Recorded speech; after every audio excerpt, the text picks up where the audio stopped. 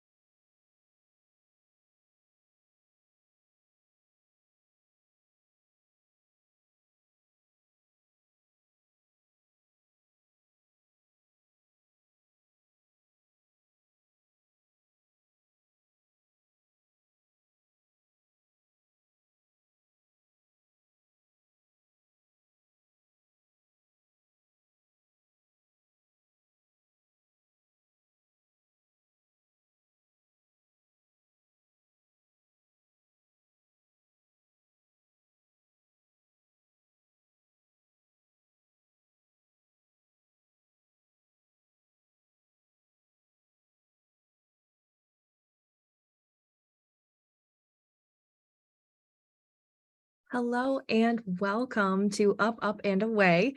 Today we'll be chatting about marketing strategies to boost fundraising in the new year. Let's go ahead and get started. So let's take a moment to meet today's speakers.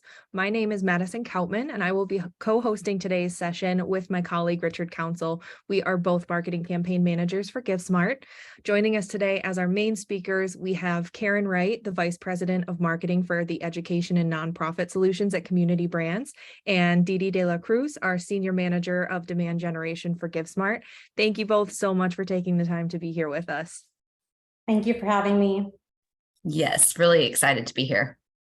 So thank you. So some housekeeping tips as we get going. Please feel free to use the Q&A box for any questions you might have as we go, and check your chat box throughout the session for resources and links we are going to share throughout the webinar pertaining to the topics we'll be covering.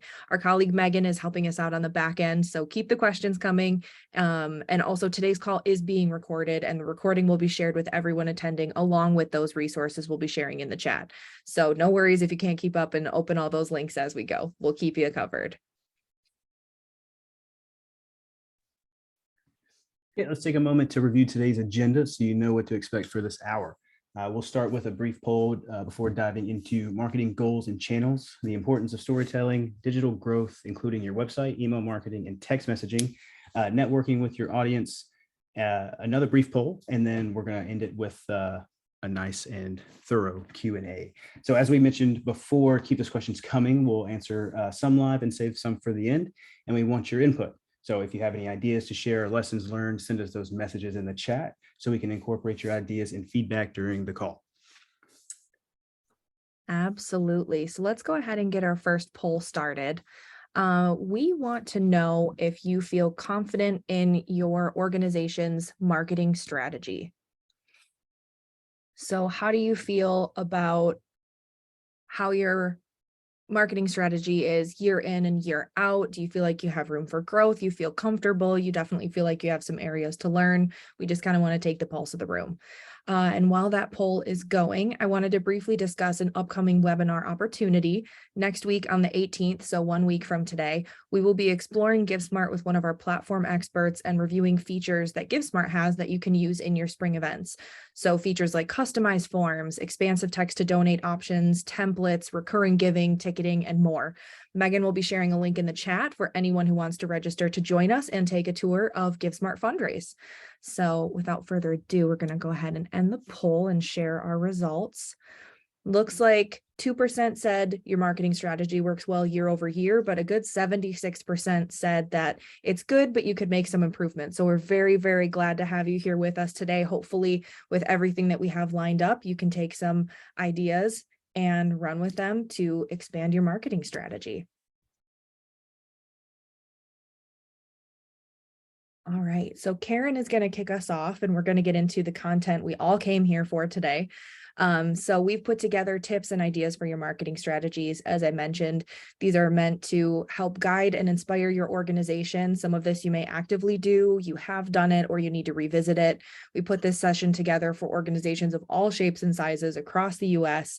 So, and like I mentioned, we'll be sharing those extra resources along the way to expand on some of the topics as we go, since 1 hour just is not enough for a full marketing masterclass.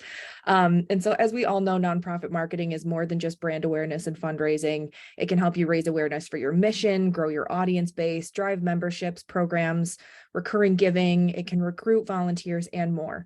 So without further ado, Karen, can you take it away with a chat on marketing goals and objectives? Yes, absolutely. And to Madison's point, we do have so much great content for you today. And so we are going to dive right in, because as we sit here on January 11th, I think many of you are probably in the same boat that we're in here at Community Brands, where we are trying to define our goals and objectives coming into 2023, figure out where are the areas where we can have the greatest impact and what we need to do to get there.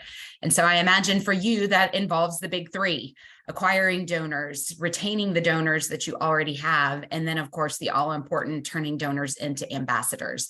Helping take that additional step is just so important. And so in theory, we should just be able to do the same things year after year to generate everything that we need to accomplish these big three, but rarely does it work out that way. So what we really wanted to do today is just share some things that we've learned, share some of our expertise from past roles that we've been in, as well as the roles that we're in today, so that we can hopefully help you solidify your plans for a successful 2023. So from my perspective, where I sit, I'm very fortunate to be able to lead our education and nonprofit marketing team. And we always start out the year with strong goals and objectives. It's so important. And it's a step that's so easily glossed over, because it's just a lot more fun to get to the tactics and the execution in the areas where there's a lot more fun and creativity involved. But the reality is the goals should be the guidepost for your organization. Every single thing that you choose to spend time on, every single initiative or element that you add to your plan should ultimately ladder back up to one of your goals and objectives. So it's so important to take the time to call those out and to define those for your full team, so that everybody's on the same page about where their focus should be over the course of the year. And when you sit down, especially from a marketing standpoint, to start looking at those, start with your prior year's performance. Take a look at what happened the year before, even 2 to 3 years before that, so that you can get some sense of how you allocated your resources back then. What worked well, what didn't work well, what were the trends that you were seeing that can potentially help you really refine your plan going into the new year and really be more strategic, more effective based on all of those learnings from the past. That data in particular, you want to be really knowledgeable and educated so that you can build out a plan for yourself and for your team that's going to be very data driven and also help you achieve the ultimate outcomes that you're trying for within your organization. At the same time, don't feel like you should just be tied to fundraising targets, right? Your goals should be carefully chosen and aimed at driving those meaningful conversations with your donors, as well as just to support your overall mission. Sometimes that's going to pay off and an increase in donations in the current year, but sometimes you got to play the long game too. And that involves really spending the time to cultivate your base, to cultivate that interest that may pay off down the line with increased donations. And with that, that's why when we sit down and go through our goal setting, we use the SMART goal framework. And so I'm sure many of you are familiar with it. I'm always amazed at how it's really permeated so many different parts of our world. I know my middle schooler is encouraged to set SMART academic goals when he sits down at the start of every semester. So I'm sure many of you are familiar with this framework, but just to run through it, you do want your goals to be specific. You want them to be very focused, so you don't end up trying to cram too many things into a single initiative. If you've got a fundraising goal, you set a dollar amount to it. If it's a conversion goal, determine the rate at which you want to create your actions. If you're trying to grow your base of people who you're communicating with, look at where you are today and where it's reasonable for you to get so that you can put a very specific number to it. Second, make sure they're measurable, because we can only see what we can measure. We can only improve what we can measure. And so it's important to add metrics to every goal that you set, and even milestones along the way, so that you know that you're pacing properly to get to where you ultimately want to go. You want to make sure they're attainable. There's nothing more demotivating than staring at a goal that you just feel like you've got absolutely no shot to achieve. So definitely make sure that your goals are coming from some point of reality in there, even if you want to set a goal and then a stretch goal for your team so that you can really push them beyond what you think they can do. But, you know, if you've got 10,000 Instagram followers today, it's far more realistic to think you can get to 20,000 by the end of the year versus setting a goal of 1 million that may just feel overwhelmingly large for your team. Make sure they're relevant. You want your goals to be stepping stones to your ultimate mission. So make sure that every goal that you set is ultimately pointing you in the direction where you want to go. And then lastly, make sure that they're time-based. So set a goal, drive that sense of urgency within your team. Not all of your goals should be set between now and the end of the year. Make sure that you've got some that are going to be reached along the way, that you've got the appropriate check-ins so that you don't set it and then never come back and actually check on how you're pacing toward that particular goal. But once you've done that piece, we're still not ready to go into the tactics yet. The next piece is to really sit down and think through what you want that communication strategy to be. And so this is different than the execution. This is different than really even getting into the writing and the actual words that you may put down on paper. This is actually figuring out how you are able to articulate what you're doing every day that makes a difference in a way that stands out. Because we know that MailChimp tells us the average office worker is getting about 120 emails every day. And I know from my standpoint, it's probably more than that. So what are you going to do to try to stand out from that crowd? How are you going to try to improve your open rates that for nonprofits are generally sitting at about 25%? So there's a lot of opportunity there to increase that, drive higher levels of engagement, but you got to figure out how you're going to cut through the clutter of what people are receiving every day to do that. And so we recommend and spend a lot of time thinking through the CRAM marketing method, which is really about connecting with your audience, rewarding the donor experience so that it feels very satisfying to the individual, making it actionable with clear calls to action so that the reader knows what you're asking them to do. And then lastly, making it memorable. You want it to be sentimental. You want there to be an emotional connection so that people are inspired to continue to come back. And we're going to talk a lot more about some of these as we go through the presentation today. But the best way to uphold all the qualities within the CRAM marketing method is to really, really improve your storytelling. So we know that 56% of those who support nonprofits through social media say that it's compelling storytelling that motivates them to make a donation. And that is from Nonprofit Tech for Good. So definitely use those real stories and photos from the communities that you've helped, show the impact that you're making at an individual level, and wrap it up in a great story. And we're going to come back to that here shortly because it's an area I'm super passionate about. But said a lot on this slide. So just to kind of wrap it up before we move on to the next one, you're really focused right now on acquiring donors and retaining those that you have, as well as turning them into advocates.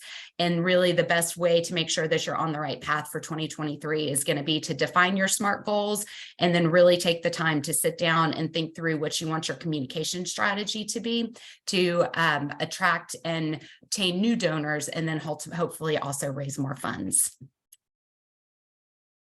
So on the next slide, let's talk a little bit about some of the marketing channels. And I actually encourage you, before you dive into the channels piece, to do one more little bit of pre-work. And that's really around the SWOT analysis. Spending a little bit of time just recognizing your strengths as an organization and in the impact that you're making, what opportunities that you see that are out there that you have not yet tapped into.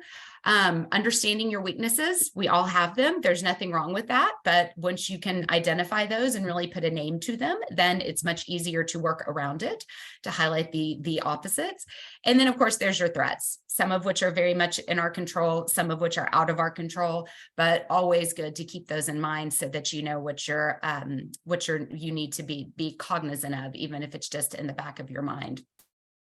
This exercise really then, when you do sit down to start focusing on your tactics, is going to help you choose the ones that are going to do the most to highlight your strengths and leverage those opportunities while setting aside some of those weaknesses that you are experiencing and therefore don't want to draw a lot of attention to it.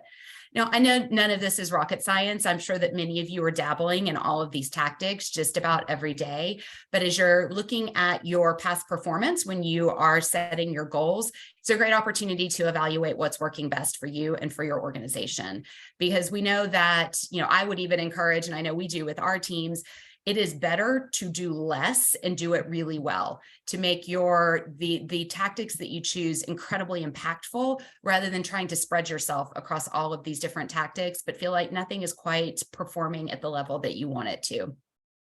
At the same time, make sure that you're not over-rotating on the digital tactics. I think it's really important that you've got some of those personalized touch points in there. Carve out the time to make phone calls. It's almost becoming a lost art these days. And I think it does make such a difference when you do it. Find a way to send that handwritten note via direct mail that might, grab somebody's attention when they see a handwritten envelope that comes through in their mail. Even if it's a personalized text message where it's clear that it's coming from an individual and not from a pre-programmed tool, I think makes a huge difference in terms of driving that engagement.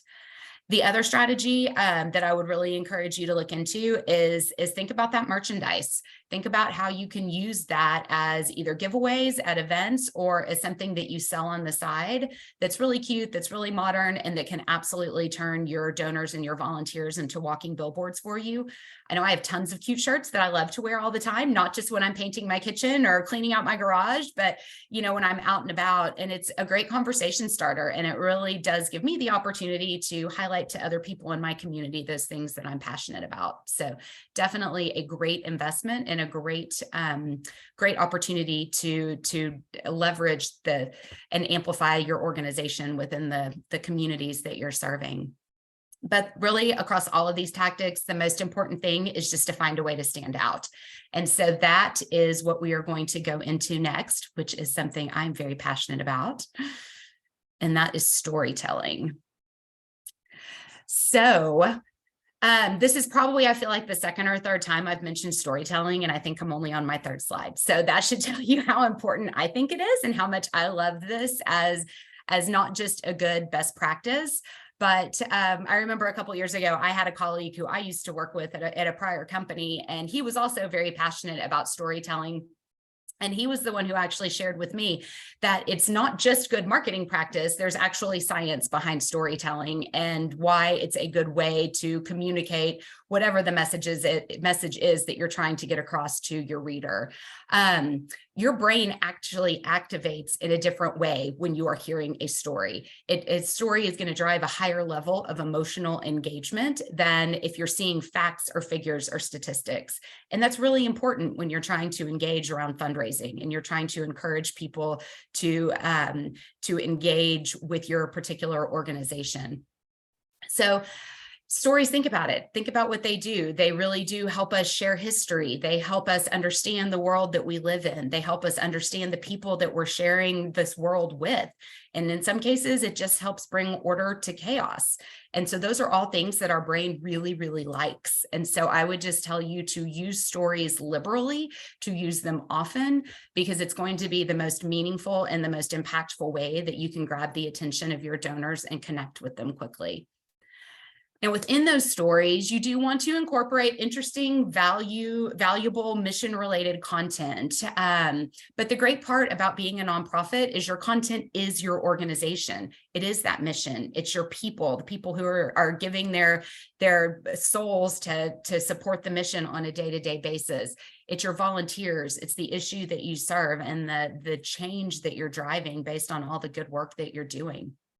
So but it's also not just about that written word. I mean, feel free, if you should feel very confident in mixing it up. And as you're telling the story, use photos, use videos, use infographics, use ebooks. There's so many different ways that you can get your story across. And ultimately, it's going to help you increase traffic and drive more interest toward your objective. So a couple of thoughts around that and how you can do it.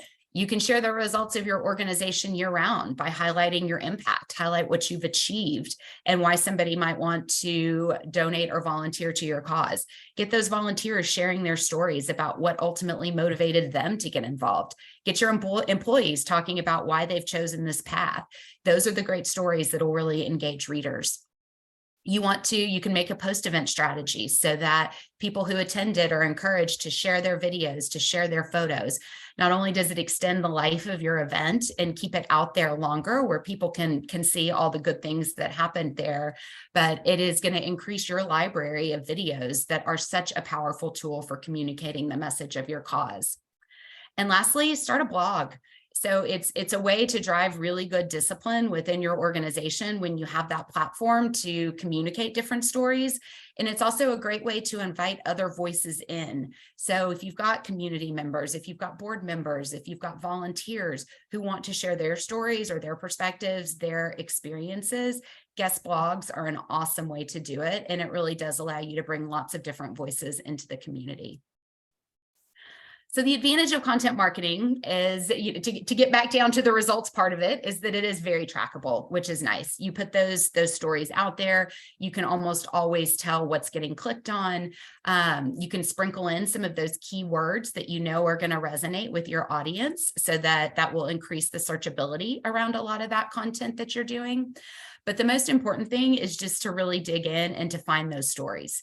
And as a nonprofit organization, as people who are in it every single day, it's so easy to sometimes stop and take note of the little things because you're so busy fighting for that big victory at the end of it. And I would just encourage you to really look for those small moments, look for those small victories, because those link together, and that's ultimately what leads to those big wins. And that's the kind of stuff that your audience is craving. Those are the things that keep people engaged and that keep people fighting for the issue that you're fighting for, because they can see the progress, even if it's in small measured steps. So I would just take the time to recognize those. And I think you'll find you've just got a treasure trove of content and stories that you're able to turn back around and to tell to your audience of followers. So how can we do that? Digital is kind of where it's at. So while you don't want to be an exclusively digitally based marketing plan, at the same time, it's impossible to deny the impact of digital tactics and what they've meant both to nonprofits and just to marketing in general. If you want to maximize the dollars you raise, digital simply has to be a part of your plan. Otherwise, you're going to be missing out on your base. It's certainly going to limit your opportunity to expand your base of donors. And the reality is it just gives you a ton of opportunity beyond even the local communities that you're in to draw in new donors and draw people who are interested and passionate about the same things that you are. So obviously, you have to have a presence. That is step one. But then once you have a presence, the most important rule is to post regularly, to be out there and to be present on a regular basis. People are following because they want to hear from you. And it's actually really simple. If you sit down at the start of the month and you think about all of the different categories of content that you have, whether it is a testimonial, a quote, a story from an employee, maybe one from a volunteer. You've got perhaps a success story about the impact of your mission. You've potentially got blog content or pictures or other things. Just sit down, put down the days of the month, slot in some of these content pieces, write up the posts, set it and forget it. But the second, it's really easy if you just put a little bit of thought into all of the different types of content you have at your fingertips, then suddenly doing those regular posts out on social media is going to become much more routine, and it will certainly allow you to extend your reach and again, continue to build your credibility through that channel. But it's also important to have a presence on many different platforms. So different personalities, different age groups. They're more drawn to different channels. And while the reality is that you want to be present on all of them, don't feel like you need to do it all at the same time. So my philosophy on this has always been to start small and to grow, because the worst thing that you can do is to launch on a platform, post a couple of times, and then never come back to it.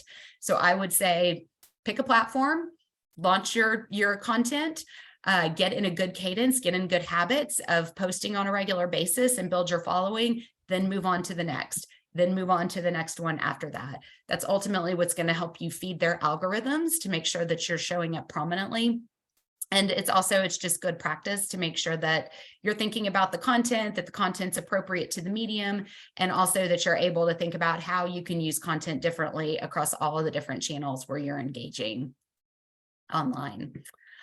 So next is pay-per-click. So don't be afraid of pay-per-click. It's really, it's out there, and it's definitely something that is useful as you are looking to grow your reach. So as Megan is posting in there, did you know that Google offers ad grants for nonprofits to help pay for paid advertising online? I did not know this until recently, but now it is something that we want to be screaming from the rooftops so that everybody can take advantage of that. HubSpot actually calls Google's ad grants the biggest missed opportunity in nonprofit marketing right now. So I would encourage you to look into that so that you can hopefully start incorporating pay-per-click advertising as part of your overall marketing mix, and then use that to drive traffic back to your social media channels, to your website, or ultimately to your fundraising campaign site. Social media advertising is another really, really effective strategy. It can be done very inexpensively and provides a tremendous way to get more eyeballs on your best content or your most popular posts.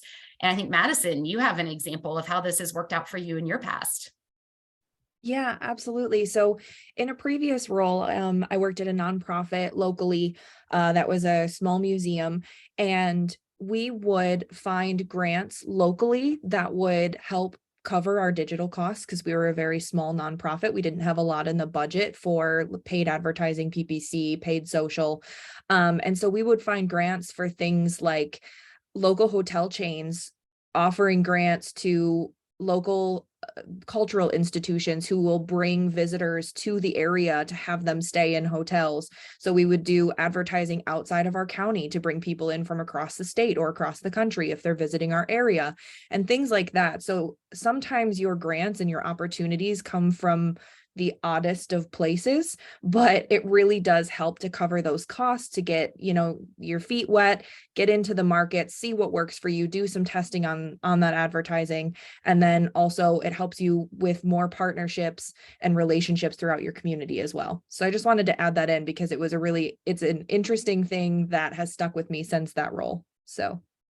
Yeah, no, that's awesome. That's a great success story with it. A couple of pro tips, and I think Madison touched on a couple of these just even with her example, is when you go into social media advertising, do go in with some idea of the persona or the individual that you're trying to target. There are so many different ways that they can slice and dice data through these social media platforms. It can really be overwhelming. And so I would encourage you to kind of have that built out before you go in, because if you get in there and start looking at all of the different ways you can segment the data, it can just make you tired and it'll just make you want to close out and go try something else. So do kind of define that persona of what you're going after before you get into the platform. And then start small. You can be doing social media advertising for just a few dollars a day so that you can see what works, you can build on it, and then ultimately grow your plan as you see where you're having the greatest success. And one thing I want to add, Karen, on that is if you don't know where to start on who to target, look at your CRM, look at who's giving today and find similar audiences to that and go from there. And then you can just, test out audiences and see what works for you. Absolutely. Make all that data work for you. Next is influencers. And so we're not necessarily talking about the Kim Kardashians of the world. We're not talking about the people who have 150 million people following them, But influencers can be your friend.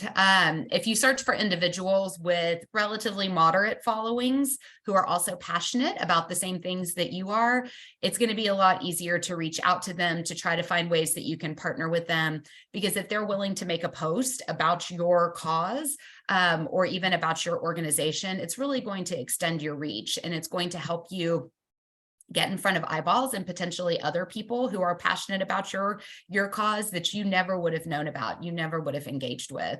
And I know at my prior company, before I came to Community Brands about 4 years ago, it was a for-profit or a commercial business, but it was very socially minded. And we were joining the fight against human trafficking as an organization. And so we were planning a very small event at headquarters, and then literally it was somebody knew somebody who knew somebody who knew Jada Pinkett Smith was extremely passionate about fighting human trafficking, and knew somebody who knew somebody who knew her, worked all the channels, worked all those back channels, and somehow got to Jada, and she ended up coming to headquarters on the day of our event. And it just was able to shine such a bright spotlight on the issue that this was. It allowed us to then bring in community leaders. It allowed us to do employee events, to bring in customers, so that we could really, really amplify all the noise and all the messaging and educate so many more people, all because we did get this one person who was also passionate about the cause, who was able to lend her time and lend her voice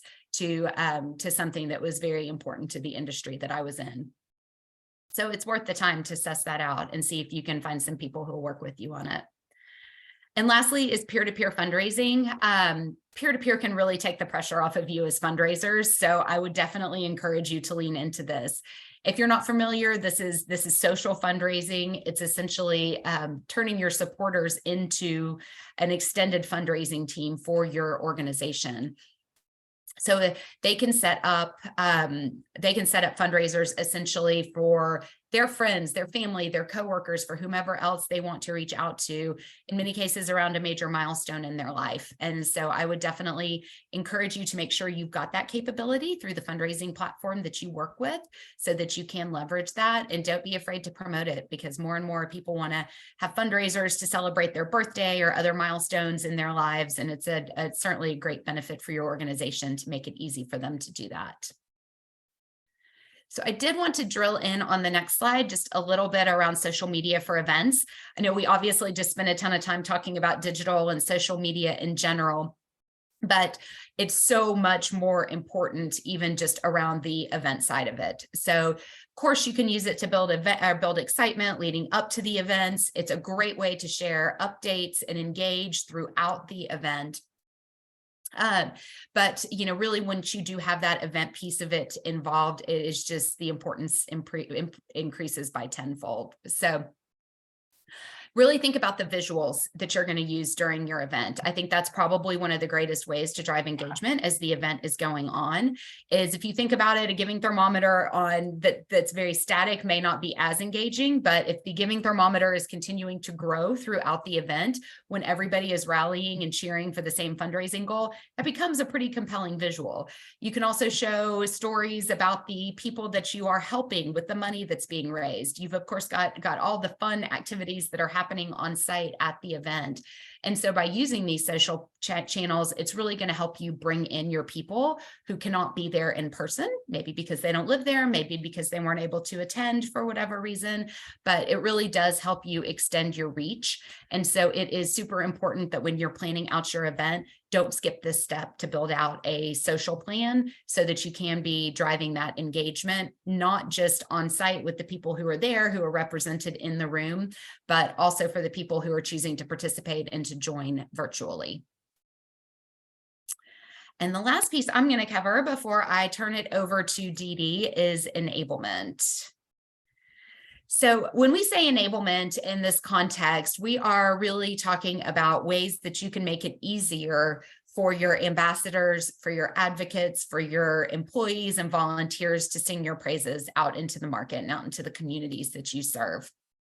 It's such an easy and effective way to draw these people in. And generally speaking, they want to be able to talk about you. All of these people are super invested in the cause that you're supporting, and they want to be able to more readily bring more people into the fold.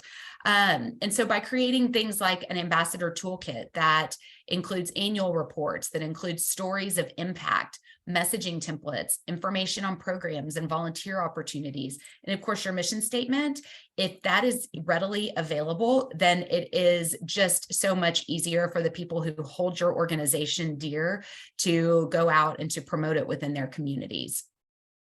You want to make it easy, right? You've got board members, you've got volunteers, you've got committee members, sponsors, partners in your community. They all believe passionately in what you're trying to do. And so we want to make it easier for them to extend that message beyond just the people that you have within your sphere today. Also, don't be afraid to ask these people to launch peer-to-peer campaigns on your behalf or contribute their voice to your fundraising efforts, especially if they play a prominent role in the community. More simply, even just ask them to share a social media post or create a post of their own to promote your donation page. But if you can give instructions and again, make it really easy for them to understand how to do that, then that makes it a lot easier for people to jump in and to engage. Our team is also seeing incentives go a long way in encouraging this type of participation. So you could incentivize that participation with free admission to an event. You could offer tiered merchandise giveaways, or even secure an opportunity to share, for every share to be matched by a $1 donation, something that is really manageable. So just, some ideas to consider to incentivize people to really jump in and extend the reach out to their networks. And then lastly, just be sure to remind your audiences to tag your organization and to use hashtags when they post or retweet or TikTok or whatever it is that they do to try to participate. Those hashtags are a clever way to promote your organization and your cause in that moment. And they'll also increase the searchability of your organization across multiple platforms. So just another good tip to make sure that you're thinking through that piece of it as you're enabling your teams and your volunteers. So with that, Dee Dee, I will turn it over to you to bring it home. Thank you, Karen. And I'm going to talk about the website because I do feel like the website is one of the most important, if not the top thing that you should be paying attention to with your marketing. And I want you to think of your website as sort of your donation engine. So when someone visits your website, they should know what you stand for and how they can participate and help your nonprofit. It should be easy to navigate, concise, and mobile friendly. And I'm going to go over just some of the must-haves that you should include on your website or that you should keep in mind when thinking about how to design your website.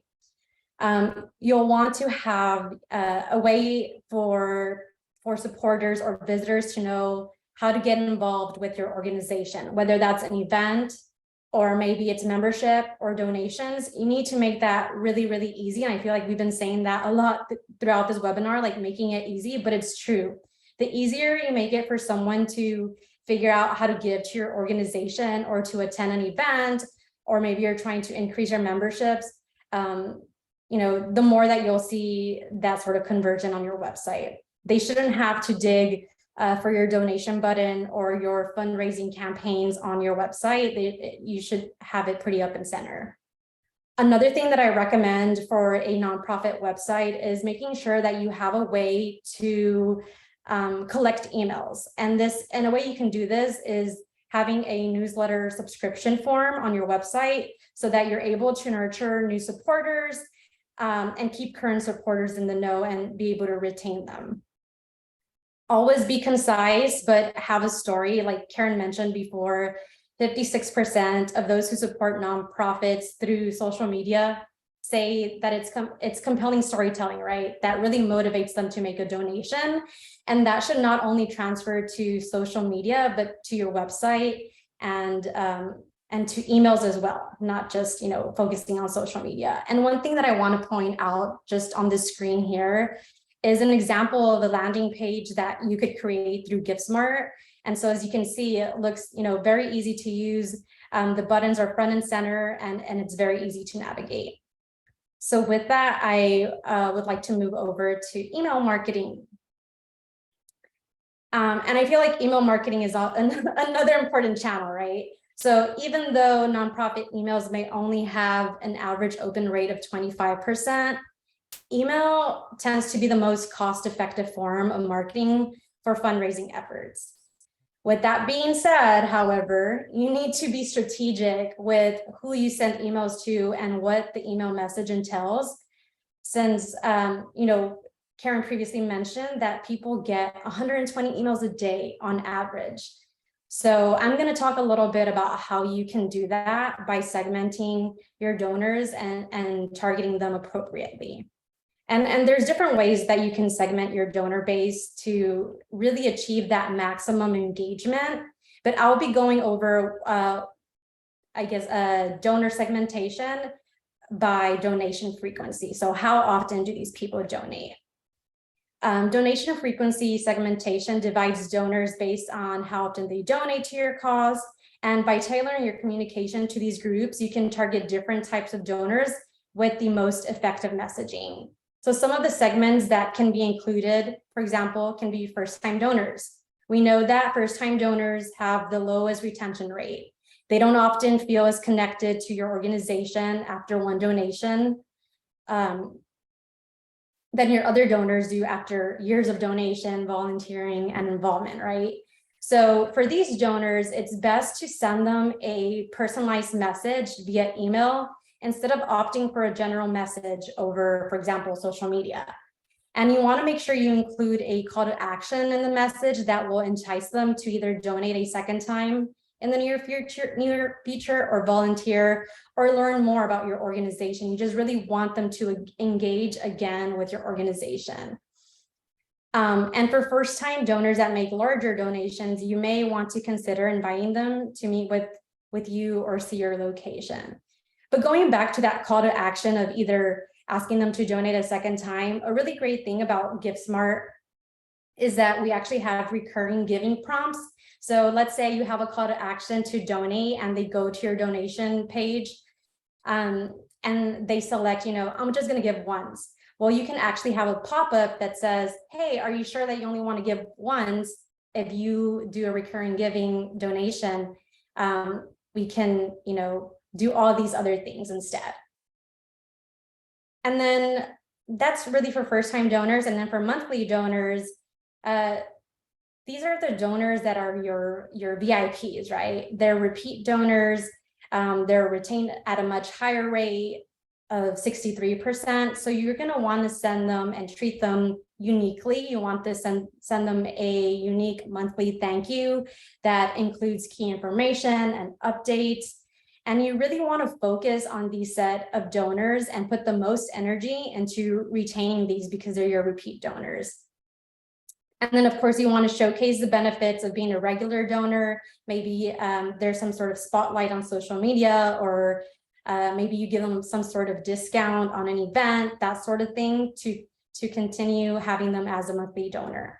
And then these are the people who can be your ambassadors, who enable to give more via peer-to-peer or sharing social posts, those sort of things. And then finally, we have the long-term donors. These are the most loyal donors, and they deserve to be treated differently than your other donors. And with these key donors, you want to make sure to send them new information or your testimonials to maintain their interest and encourage further involvement. Share with them any upcoming initiatives so that they feel closely tied to your organization, and really treat them like key decision makers of your organization. For example, you can invite them to a board meeting. You can host a special dinner for top donors where you gather feedback on events and fundraising initiatives, or you could do this through email as well. The more your long-term donors feel involved, the more likely they are to continue their participation and give more, right? And really the possibilities are endless with emails. There's some great tools out there that you can use to elevate your marketing strategy. And I think the only one that I didn't cover here is nurturing. And that's something that you can build in the back end and have different nurturing streams depending on what the goal is of that nurture. Is it to keep them engaged? Is it to raise more donations? That's really up to you and your goals. So with that, I will go into text message marketing. So this stat that I'm about to announce was kind of mind-blowing to me. But by 2025, it's predicted that over 70% of the world, not the US, but just the world, will be using their phones to access the internet. So how are you starting to incorporate, text messaging in your strategy, since more people are going to be using their phone? We already know that texting is the most widely used form of communication, with 97% of Americans using it at least once per day. And then we're seeing a 98% open rate in text message. And that's the highest of any marketing channel. And, text messaging is fantastic for communicating quickly with donors in a concise manner, making important announcements or sending timely appeals. They're great for reminders in and out of events like auction opening times, items with no bids, volunteer opportunities. And because of keyword capabilities and the connections, the text can have back to your fundraising, can back up your fundraising campaigns, right? So text to donate, it's so popular, and it's quickly becoming a top avenue for organizations to raise more in and out of events, or even just peer-to-peer campaigns as well. And at GiveSmart, we actually do offer text to donate. And we make it really easy. We have pre-made text templates that you can use. So if you're worried about like, well, I don't know what specific messaging I want to put out there, we have pre-made text templates for you. And so we just can't recommend text messaging enough. It's something that you should be including in your strategy today. So I'm going to move on to connections and insights. Automations, that's like our favorite word here at Community Brands, and because it's important, right? It's crucial to a healthy, successful, and manageable marketing strategy. And there are plenty of platforms out there that you can find and use for managing your marketing. And you're probably wondering, well, how does automation even help me raise more? Well, if you're doing less, then you're able to raise more, right? So from automated welcome and thank you emails to nurture streams, scheduled emails, scheduled social media post deployment, those are all things that automation can help you with. You can also create workflows to connect your accounts and platforms so your audience info can be connected and updated accordingly when actions are taken. So think about the integrations, right? Integrations exist between platforms that can help you connect other platforms and streamline reporting from those same marketing platforms to a larger dashboard like Google Analytics. GiveSmart, at GiveSmart, we have a direct integration with Google Analytics, so you can easily connect your individual fundraising campaigns to your account with your social platforms, your website. And not only can we integrate with Google Analytics, but we can also integrate with Canva, Facebook Live, Vimeo, YouTube, Constant Contact, Apple Pay, it goes on and on. And of course, we also integrate with some of the best known CRMs, but we also offer our own CRM. So with all of the integrations, with all of the automations, you'll be able to establish better reporting and track individual user activity, user behavior, pathways that they might have taken, and the top traffic driving channels, so that you guys can focus on what's really working instead of spinning your wheels or doing things that may not be working. In addition, I know we talked about content marketing earlier, making sure that you are using UTM tags so that you know where these people are downloading this content or seeing this content. You can easily track that with your UTM tags.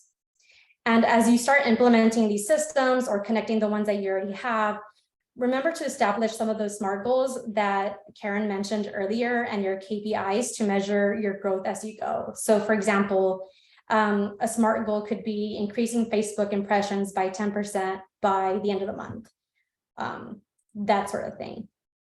And so you can measure KPIs for everything from donor conversion to membership growth, email open rates, and more. It really depends on your goal and is really how you're going to measure those KPIs. So with that, I will jump into CRM. So in addition to text message marketing, we cannot recommend enough the importance of a modern CRM for donor data management. So if you don't have this today, if you're working out of Excel sheets, this is something that you should really add to your toolkit. You and your donors need to have a secure, easy to use, easy to update system to manage existing and incoming data. If you don't have a way to organize this easily, you're losing out on donation dollars today. Your CRM should be able to integrate with other platforms, or at least you should be able to upload that data, and it should have search capabilities that are not headache inducing. I know we've all been there trying to look for a certain record. We misspelled the name and we can't find it. So make sure that if you are looking for a CRM, that you're thinking about that as well, and a question that you should ask. And really, your CRM should allow you to easily segment, organize, and report donor information to better inform and enable your marketing strategies. So everything that we talked about, social media, email, all of that, go back to where you hold your data and look at your data. It'll tell you a story. It'll tell you who to target. It'll tell you who donates the most and who's more likely to donate again. So if you do want to know more about GiftSmart's donor CRM platform, we'll be dropping a link in the chat to a previous demo of the platform so you can easily view it anytime you want. But yeah, we're here to help. And then lastly, I wanted to go into networking. So this is our last point before we jump into our Q&A. But it's no surprise, right, that your networking strategy should be a pillar of your overall marketing strategy. From board members to sponsors, partners, volunteers, and more, you should establish and steward the relationship year after year.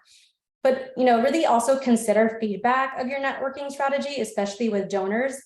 Get to know your audience by sending post-event surveys, preferred time of year for donations, preferred outreach channels, and more. We literally do this with our customers today, and even with our future customers as well. We want to know what you're interested in so that we can provide value. And you want to do the same thing with your supporters.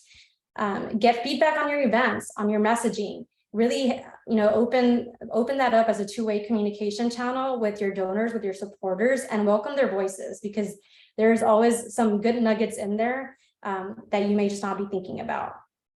And as we mentioned earlier, nurturing these relationships is key to retaining them, and networking is a large part of that. Just, don't just focus on your cold outreach efforts to try and rake in new donors, but focus on your network that you have today. And it's really cheaper to keep existing donors than it is to acquire new ones. And as we know, every dollar counts. So with that, I'm going to pass it on to Madison for a quick poll. Yeah. Hey everybody, I'm Madison. Yeah, I was going to say it's Sorry, Richard. Richard. No, I'm just kidding. So yeah, that was a lot. So let's take a quick pause here to let Dee Dee and Karen actually catch their breath and maybe take a drink of water. I'll be honest, I don't think I saw either one of them take a drink of water, which is astounding. So yeah, we're about to move into the Q&A after this brief poll. With everything you've seen and heard today, we would love to know if you'd like more information about GiftSmart, whether that's details on plans and pricing or a personalized demo. We're here to help you and your organization grow. And as a reminder, and in case you missed it, we are recording today's call and we'll be sending out an email to all of you within the next 24 hours that will include the recording as well as all resources shared during the call. And Richard, I want to kind of go over a little bit of what we do offer at GiftSmart, just in case some of you are new to our webinars and new to understanding who GiftSmart is. But we really have, three different focuses. One is on fundraising, where we're able to provide a platform that includes peer-to-peer, fundraising, online giving, text to donate, recurring giving, and all these things are unlimited, right? And then for our event side of the house, it's more of the ticketing and seating management, the silent auctions, fundraising events, voting, gamification, all of those things are available through our events platform. And then finally, with Donor CRM is more of your data management, making sure that you know what your retention rate is, those sort of things, really giving you the analytics to understand what's working, what's not, who's giving and who's not. So it really makes a really great package to have all of these tools as part of your toolkit. And we're hearing more and more from nonprofits that they're really wanting, one vendor to deal with, and hey, we're here. So I just wanted to put that out there for some of you who may not know who GiveSmart is. And we are part of the Community Brands network of solutions. So there's so many tools that we have available under the Community Brands brand. And so with that, I'm happy to end the poll. Well, thank you. Yeah, thank That's you, way Dee better Dee. than the description I gave. Right? Yeah. No, and thank you, Dee Dee. That's a really great explanation of GiveSmart and GiveSmart's features. I am a previous GiveSmart customer myself and can speak to the power and enablement that it has for your organization, for your donors, for growing your fundraising initiatives. It really is a very powerful system with a very supportive team behind it at Community Brands. So thank you for detailing what GiveSmart is all about. So without any further ado, we've covered a lot in a short amount of time. We do have a couple questions that we can go over with our last few minutes. So first question for either one of you, what is the benefit of using one or two social media channels versus all of them? So I guess maybe that's kind of frequency, having a presence, how often you use them, what you choose to focus your time on, depending on the capacity that your team has. Yeah, I'm happy. I know we talked a little bit about that earlier, but I think the most important thing when it comes to social media or to really anything that you're doing is to do it and do it consistently. Do it and get to a point where you're feeling good about the frequency, about the cadence. I think that if your team at this point only has the capacity to participate in one or two, think through where you are most likely to reach your donors, whether existing or, maybe one of them focuses more on where your existing base is, and then you're using another opportunity for growth to potentially tap into some new people. Or if you have tons of video content or lots of photo content, that's where Instagram can be really useful. So maybe you do one that is more, you're not as focused on using that content, but then you do want to dive in and really make sure that you're showcasing that in a different way on another platform. I think it is good to try to think through what content you want to post on, depending on the channel that you're on. And so don't feel like you should just be taking the exact same post and posting it on Facebook, on LinkedIn, on Instagram. Think about what the channel is, think about who it is that you're trying to reach, and then make the most of that message essentially to align to that particular platform. And if your team only has the capacity to do one or even two, pick the two that you think are going to have the greatest impact according to the goals that you set for the year. If it's growth, focus on the growth platforms. If it is retention, focus on where you think the majority of your existing donors are, and then just tailor your content accordingly. Absolutely. I think that's a great answer. And another question, just to keep us going, pertaining to storytelling, what advice would you have for a brand new nonprofit? So say they don't have testimonials yet to share from different donors or anyone who has benefited from their mission. What kind of storytelling would you recommend that they dive into to get them off their feet, to get them going? Yeah, I think, oh, sorry. No, you go. It's a great question. So yeah, I've been thinking about this one since I saw it through the chat. And really, I think that if you're a new nonprofit and you don't have a lot of those testimonials, I think the story that you can tell is why this nonprofit exists, right? What problem are you trying to solve? And going off of the story of that. And yeah, really talking about the issue that you're trying to solve, I think is going to be the bulk of your story and how you're doing that through your nonprofit.